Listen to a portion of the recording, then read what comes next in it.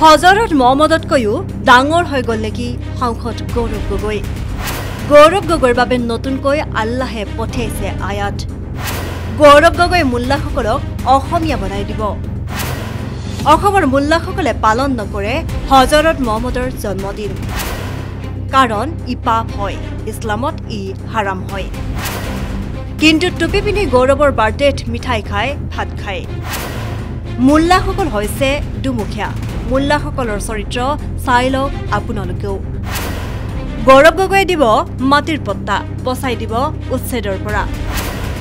উচ্ছেদ যে হৈছে হজৰত মহম্মদৰ অভিশাপ লাগিছে। মাদানী চাহাব যদিহে অসমলৈ আহিছে তেনেহ'লে ঘূৰিয়েই গুচি যাওক। বাংলাদেশ পাকিস্তানীৰ চিন্তাধাৰালৈ অসমত বিষবাষ্প বিয়পাই নাযাব। মাদানী চাহাব, আপুনিতো প্ৰকৃত এজন মুছলমানো নহয়। মাদানীয়ে কি জানে অসমৰ কথা, কি জানে কোৰাণৰ বিষয়ে? পুনৰ চৰ্চালৈ আহিছে গৌৰৱ গগৈৰ প্ৰসংগ। পুনৰ চৰ্চাৰ কেন্দ্ৰবিন্দু হৈ পৰিছে গৌৰৱৰ জন্মদিন প্ৰসংগ। বৃহস্পতিবাৰে আছিল সাংসদ গৌৰৱ গগৈৰ জন্মদিন। বিভিন্ন স্থানত গৌৰৱ গগৈৰ বাৰ্থডে উদযাপন কৰাৰ দৰে নগাঁৱৰ জুৰিয়াৰ পৰমাইভেটি দাৰুল হাদিছ ইছলামিয়া মাদ্ৰাছাতো আয়োজন কৰিছিল এক বিশেষ দোৱা মেহফিলৰ। অনুষ্ঠানত বিভিন্ন দল সংগঠনৰ প্ৰতিনিধি, স্থানীয় গণ্যমান্য ব্যক্তি, মাদ্ৰাছাৰ ছাত্ৰ, শিক্ষক আৰু বহু শুভাকাংক্ষীয়ে কৰিছিল অংশগ্ৰহণ। মাদ্ৰাছাত জন্মদিন উদযাপনৰ পিছতেই সমালোচনাৰ সন্মুখীন হ'বলগীয়া হৈছে জন্মদিনৰ পাৰ্টিত অংশ লোৱাসকল। বিপদত পৰিছে নুৰুল হুদা, বিপদত পৰিছে একাংশ মুছলমান লোক কিংবা মোল্লাসকল। সমালোচনাৰ পাত্ৰ হৈছে নুৰুল হুদা তথা মোল্লাসকল। মাদ্ৰাছাত জন্মদিন পতাক লৈ জাঙুৰ খাই উঠিছে শেহতীয়াকৈ মুস্তাফা কামাল আজহাৰী। ইছলামত বাৰ্থডে পতাটো নিষিদ্ধ আছে বুলি বুকু ফুলাই দাবী কৰা মোল্লাসকলে এতিয়া নিজেই গৌৰৱ গগৈৰ জন্মদিন মাদ্ৰাছাৰ ভিতৰত পতাটো বহু লজ্জাৰ বিষয় বুলি বিভিন্ন কঠোৰ ভাষাৰে মোল্লাসকলক ঠগা কৰে মুস্তাফা কামাল আজহাৰীয়ে। উল্লেখনীয় যে গৌৰৱ গগৈৰ জন্মদিন থকাৰ দিনাই আছিল হজৰত মহম্মদৰ জন্মদিন। কিন্তু মোল্লাসকলে হজৰত মহম্মদৰ জন্মদিন পাতিব লাগে বুলি ওলোটাই পাতিলে গৌৰৱ গগৈৰহে জন্মদিন। দাড়ি ৰখা মোল্লাসকলে টুপি পিন্ধি মাদ্ৰাছাৰ ভিতৰত খালে ভাত, ৰসগোল্লা। গৌৰৱ গগৈয়ে কি মোল্লাসকলক অসমীয়া বনাই দিব নেকি বুলিও মন্তব্য আজহাৰীৰ। গৌৰৱ গগৈ এতিয়া হজৰত মহম্মদতকৈ বেছি সন্মানীয় আৰু উচ্চ পৰ্যায়ৰ নেকি, উচ্চ স্থানৰ নেকি? মই অসমৰ মোল্লাসকলক সুধিব বিচাৰিছো এই প্ৰশ্নটো। তেওঁলোকে যোৱাকালি নে পৰহি গৌৰৱ গগৈৰ বাৰ্থডে পালন কৰিছে, জন্মদিন পালন কৰিছে নগাঁৱৰ কোনোবা এখন মাদ্ৰাছাত। বুজি পাইছে নে? গৌৰৱ গগৈৰ জন্মদিন পালন কৰিছে। আজি হজৰত মহম্মদৰ জন্মদিন হয়, আজি হজৰত মহম্মদৰ জন্মদিন হয়, কিন্তু মোল্লাবিলাকে হজৰত মহম্মদৰ জন্মদিন পালন নকৰে, কাৰণ এইবোৰ হাৰাম, চিৰিক, পাপ হয়। হজৰত মহম্মদৰ জন্মদিন পালন কৰা, নিজৰ ল'ৰা ছোৱালীৰ জন্মদিন পালন কৰা, নিজৰ মা দেউতাৰ জন্মদিন পালন কৰা, এইবোৰ হাৰাম, পাপ হয়, চিৰিক হয়। কিন্তু গৌৰৱ গগৈৰ জন্মদিন পালন কৰিলে পুণ্য হ'ব, বুজিছেনে? স্বৰ্গলৈ যাব, জান্নাতত যাব, ৭২জনী হুৰ পাব তেতিয়া জান্নাতত গৈ, হয় নহয় মোল্লাসকল? মোক উত্তৰ লাগে। নগাঁৱৰ এসোপা মোল্লা একেলগে বহি, বুজিছেনে? এসোপা মোল্লা টুপি, দাড়ি, পাঞ্জাবী পিন্ধি তেওঁলোকে কেক চেক কাটি ৰসগোল্লা ভাতে চাতে খাইছে তেওঁলোকে চব। এইবোৰ ভিডিঅ' ভাইৰেল হৈছে সামাজিক মাধ্যমত। এতিয়া প্ৰশ্নটো হ'ল, গৌৰৱ গগৈৰ বাৰ্থডে পালন কৰিবলৈ কাৰণে আল্লাহে নতুনকে আকৌ কিবা আয়াত পঠিয়াইছে।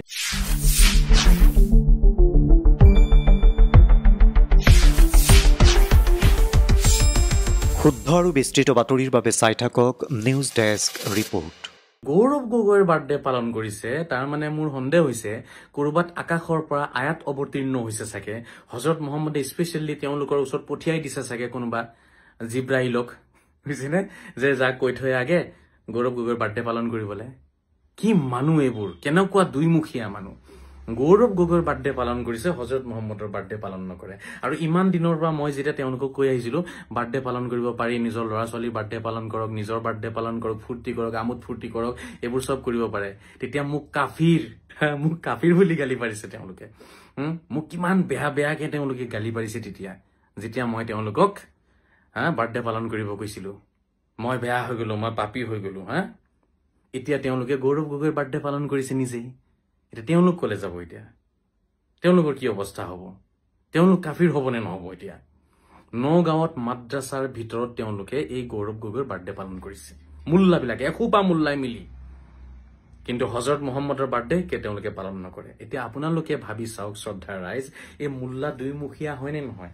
ইহঁতি এইবোৰ কৰ্ম যে কৰে, হে হজৰত মুহাম্মদতকে ডাঙৰ হৈ গল নেকি এতিয়া গৌৰৱ গগৈ? আজি হজৰত মুহাম্মদৰ জন্মদিন, আজি আপোনালোকে প্ৰমাণ পাব এইবোৰ, কোনজন মোল্লাই পালন কৰিলে কোনজনে পালন কৰা নাই। গৌৰৱ গগৈৰ পালন কৰি একদম গোটেই খোপা একেলগে বহি দোৱা কৰিছে গৌৰৱ গগৈৰ কাৰণে। কাৰণ গৌৰৱ গগৈ অহা বছৰ জিকি তেওঁলোকক মাটিৰ পট্টা দিব। হজৰত মুহাম্মদে নিদিয়ে যে, সেইকাৰণে হজৰত মুহাম্মদৰ বাৰ্থডে পালন নকৰে।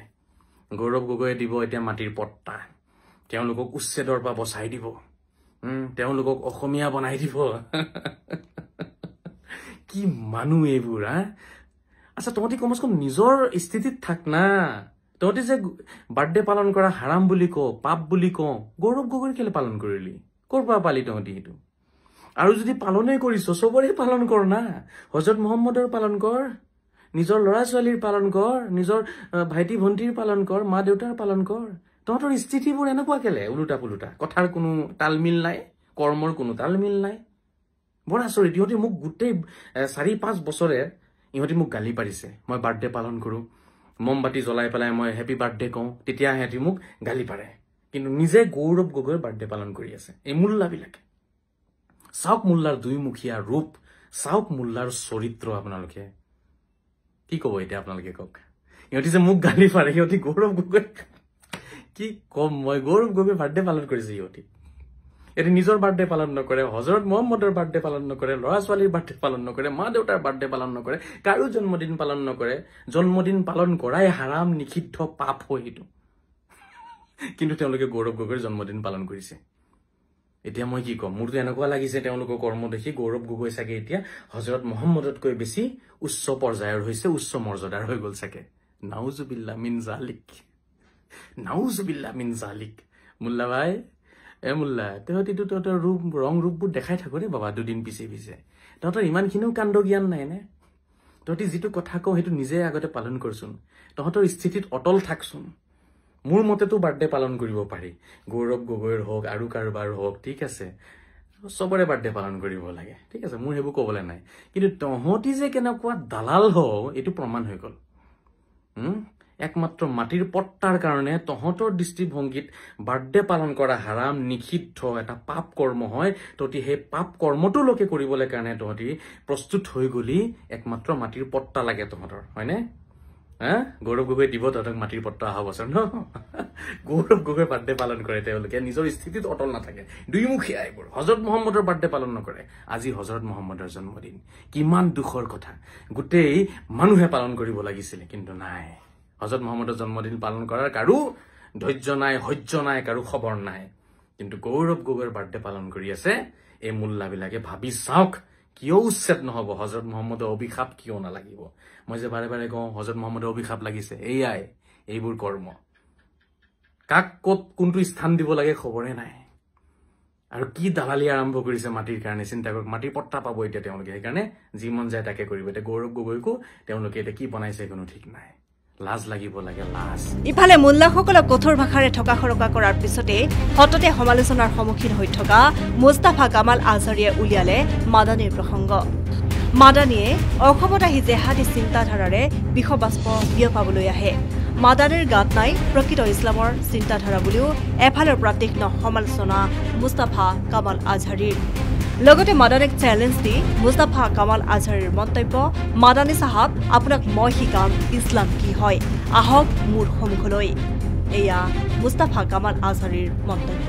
नमस्कार, अस्सलाम वालेकुम। ये महमूद मदनी आसाम आए हुए हैं। ये मेरा पैगाम उनके लिए।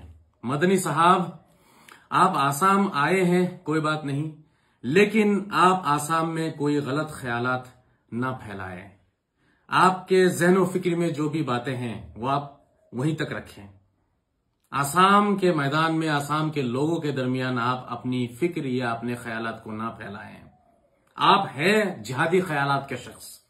आपकी फिक्र, आपकी सोच में है पाकिस्तान और बांग्लादेश, हमें पता है, और जितने भी तालीम याफ्ता लोग हैं उनको पता है।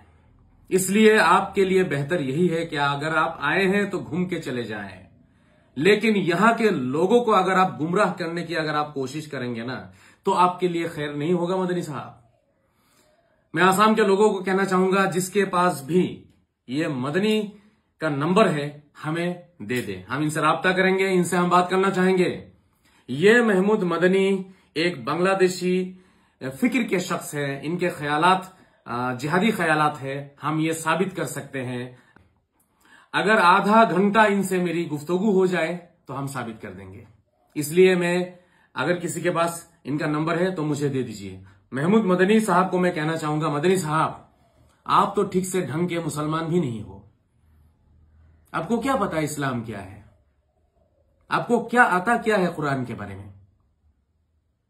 आप लोगों ने जो ख्यालात पूरे हिंदुस्तान में फैलाए हैं ना, उसी का नतीजा है कि पूरे हिंदुस्तान में आज हम इस तरह से बेइज्जत हो रहे हैं। इस्लाम की बेइज्जती हो रही है सिर्फ आपकी वजह से, आप लोगों की वजह से। मैं सिखाऊंगा आपको इस्लाम क्या है, इस्लाम कहता क्या है, इस्लाम की तालीमात क्या है, मैं आपको सिखाऊंगा। मैं मुस्तफा कमाल अजहरी, मैं आपको खुली चेतावनी दे रहा हूं। अगर आप अपने जिहादी ख्यालात आसाम में फैलाना चाहते हैं ना, तो आपके लिए खैर नहीं होगा। मैं आसाम के उन लोगों को कहना चाहूंगा जो ये मदनी के भक्त हैं, मदनी के चेले चमचे हैं, मैं उनको कहना चाहूंगा, आपके जो अब्बा हुजूर आए हुए हैं ना, तो अब्बा हुजूर से मेरी मुलाकात कराएं। आधा घंटा इनसे मैं बात करना चाहता हूं। आधे घंटे में मैं साबित कर दूंगा कि ये मदनी साहब जो है, इनके ख्यालात बांग्लादेशी है, ये पाकिस्तानी ख्यालात के हैं। इनकी सोच बहुत ही गंदी सोच है। ये अपनी गंदी सोच, गंदे ख्यालात को यहां फैलाने के लिए है, आसाम में एक दंगा कराने के लिए आसाम में आए हुए हैं। अगर आप इस बात को जानना चाहते हैं, इसका सबूत आपको चाहिए, तो इनसे हमारी गुफ्तगू करा दे, इनसे मुलाकात करा दे। सुना है कि गुवाहाटी में है, हम उनसे गुवाहाटी में मिलना चाहेंगे, मीडिया में मिलना चाहेंगे, मीडिया में बात करना चाहेंगे। ये डुप्लीकेट मुसलमान है, इनके अंदर रसूल पाक सल्लल्लाहु अलैहि वसल्लम के कुछ भी अखलाक नहीं है। इनके ख्यालात इतने गंदे हैं कि मैं क्या कहूं इनके बारे में। ये पूरी मतलब ये हिंदुस्तान के करोड़ों लोगों को ये काफिर समझते हैं। इनको समझ में नहीं आता इस्लाम क्या है, काफिर कौन है, इनको समझ में नहीं आता। ये अंदर ही अंदर इन ख्यालात को आसाम में या पूरे हिंदुस्तान में फैला रहे हैं। इसलिए मदनी को मैं कहना चाहूंगा, आसाम आए हैं, यहां से टहल के घूम के चले जाएं आप। अगर यहां आप कोई भी गंदे ख्यालात या कोई गंदी सोच फैलाने की कोशिश करेंगे तो आपके लिए खैर नहीं होगा मदनी साहब। आप नंगे हो जाओगे मीडिया में। और मैं मुस्तफा कमाल अजहरी आपको सिखाऊंगा इस्लाम क्या है। मैं बहुत दिन से आपके ताक में था, बहुत दिन से मेरी तमन्ना थी कि कभी आप आसाम आए और आपसे मेरी मुलाकात हो जाए। चलिए आप आ गए, बहुत अच्छी बात है, इस बार मुलाकात हो ही जाए। और जो आपके भक्त हैं, अंधे भक्त हैं, जो चमचे हैं, मैं उनको कहना चाहूंगा, अगर सही में आप मतलब मदनी के भक्त हैं, अगर आप चाहते हैं कि दूध का दूध पानी का पानी हो जाए, तो फिर मुलाकात हो जाए, एक बार गुफ्तगू हो जाए। इनका नंबर हमें दें, हम साबित कर देंगे कि ये बांग्लादेशी ख्यालात के हैं। ये दिखने में हिंदुस्तानी लगते हैं लेकिन इनके ख्यालात बांग्लादेशी है, इनके ख्यालात पाकिस्तानी है, इनकी सोच गंदी है। मैं साबित कर सकता हूं ये, और मेरे लिए ज्यादा वक्त की जरूरत नहीं है, सिर्फ आधा घंटा, आधे घंटे में मैं साबित कर दूंगा। इसलिए मैं पूरे आसाम के मेरे दोस्तों, मेरे भाइयों और आसाम के मुसलमानों से मेरी गुजारिश है कि मदनी ना करें आप। ये आए हैं, इनको टहल के जाने दीजिए, ठीक है। हमें पता है इस्लाम क्या है, हमें कैसे जीना है, कैसे रहना है, हमें पता है, ठीक है। हम अच्छी तरह अपनी जिंदगी गुजार सकते हैं, हम गुजर बसर कर सकते हैं। हमें किसी मदनी के मतलब कोई मदद नहीं चाहिए, ना ही ऐसे ख्यालात के हम तरफदारी करते हैं जो बांग्लादेशी या पाकिस्तानी ख्यालात हैं। इसलिए सबसे गुजारिश है कि आप बच के रहें। विशेष प्रतिवेदन न्यूज डेस्क रिपोर्ट।